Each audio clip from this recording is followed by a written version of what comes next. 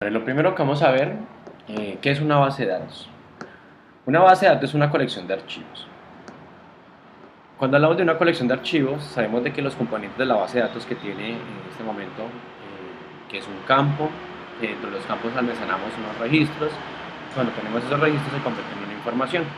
Al mismo tiempo, obviamente, pues una base de datos también se encuentra interrelacionados, obviamente, con los sistemas o existentes con las bases de datos. Una finalidad de la base de datos es eliminar la redundancia o al menos minimizarla. ¿Qué significa esto? Pues obviamente dependiendo del sistema con que vayamos a trabajar nosotros, la base de datos sea distribuida, homogénea o heterogénea, y al mismo tiempo multibase integrales, debemos tener obviamente como componentes que para poder eliminar la reducción, obviamente del almacenamiento de esos datos, nosotros los vamos a trabajar por medio de algunos lenguajes. O sea que con estos lenguajes lo que podemos hacer es poder eliminar obviamente esa redundancia. Obviamente, pues, ¿cómo lo podemos hacer? Es sencillo. Digamos que yo me apoyo de un lenguaje, en este caso, pues, podría ser con Java, puede ser con .NET, PHP, Python, Django, entre otros lenguajes. Entonces yo puedo empezar a validar que antes de ingresar o almacenar esa información, verifique si esa información ya se encuentra alojada o almacenada en la base de datos. Debe tener presente que el contenido de una base de datos engloba a la información concernente. Puede ser almacenada en archivos o en una organización, de tal manera que los datos estén disponibles para los usuarios. Obviamente, pues lo principal que nosotros buscamos con las bases de datos es que la información se encuentre disponible para los usuarios, sea en este caso, si lo va a trabajar de forma interna o en este caso, si va a hacer de forma externa, o al mismo tiempo poderla manipular de ambas formas. Por eso es importante, obviamente, conocer los componentes que tiene un sistema de bases de datos. Nosotros hablamos de 4 componentes principales, ya que si hablamos de los subcomponentes, tanto las bases de datos o los tipos de formas que puedo tener de las bases de datos, debe reconocer estos tipos de componentes. Ejemplo, si hablamos del hardware, significa que el hardware me permite que cuando yo vaya a ingresar o vaya a buscar esa información, sea rápida el acceso hacia ella o al mismo tiempo puedo hacer que sea más lenta. Ejemplo, si hablamos de hardware, por ejemplo, sabemos que para almacenar las bases de datos tenemos un componente principal que es la memoria secundaria, que en este caso es los discos duros. Sabemos que los discos duros tienen diferentes tecnologías. Ejemplo, si yo tengo una base de datos, si tengo un servidor, mi servidor trabaja con un disco duro, en este caso con tecnología SATA, y la comparo con un disco SCSI o al mismo tiempo con un disco sólido, sabemos que cada uno de ellos tiene unas ventajas y al mismo tiempo unas desventajas. Una ventaja, pues obviamente sabemos que cada una de estas tecnologías, sea SATA, SCSI o disco sólido, obviamente nos permite que para buscar esa información, obviamente va a ser más rápido o más lento. Un ejemplo, por las revoluciones por minuto que tiene cada uno de ellos. Eso sería como una ventaja. Desventaja, pues el costo que se tiene sobre ellos. El software, sabemos que en el software un componente principal que influye es el sistema operativo.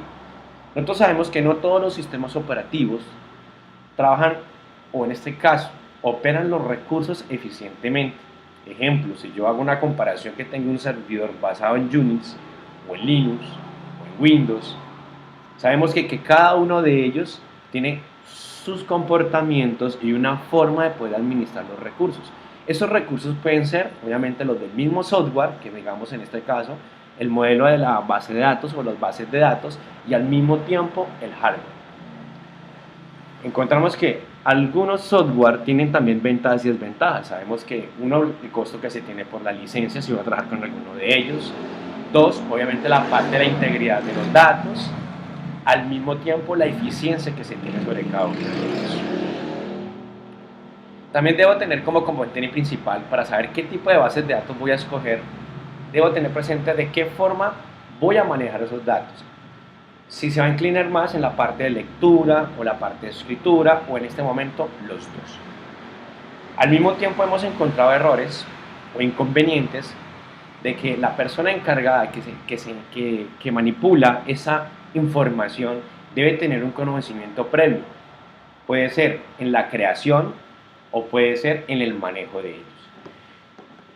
Entonces, eso sería uno de los componentes principales, que si yo quiero entender cuáles de los sistemas de datos deseo trabajar, debo tener como eficiencia, o también debo como revisar y analizar que se cumple con estos componentes. En este caso, si hablamos de bases de datos distribuidas, inicialmente podemos decir que el sistema de gestión de bases de datos surge como respuesta a la distribución que las empresas ya tienen.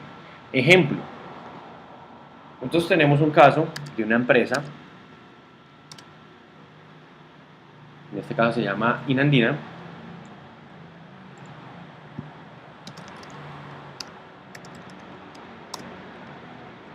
Ellos tienen una base de datos distribuida, ¿sí?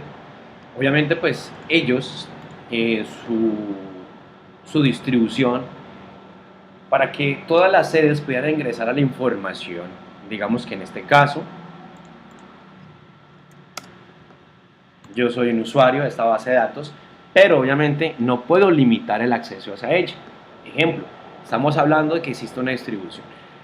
Esta entidad educativa tiene 4 sedes. Villavicencio, que es su sede principal, tiene obviamente otras sedes que se encuentran distribuidas en sus departamentos, que es Humaral, Restrepo, Acacias, San Martín. La única forma para que todos puedan ingresar a la base o la información que tenemos, utilizamos una base de datos distribuida. Obviamente, pues al menos utilizamos una manera lógica. Al mismo tiempo, a ocasiones de manera física, todo esto nos lleva a que posiblemente los datos también estén distribuidos, ya que cada organización va a entender los datos con los que normalmente opera. Entonces, ¿qué significa esto? Obviamente, pues aquí yo estoy ingresando en el rol como docente. Entonces, nosotros, ¿qué hicimos en este momento? Obviamente el sistema se encargó de colocar los diferentes tipos o roles, pero en realidad estamos nosotros trabajando, obviamente, bases de datos homogéneas. ¿Qué significa esto? Pues obviamente utilizamos nosotros un servidor principal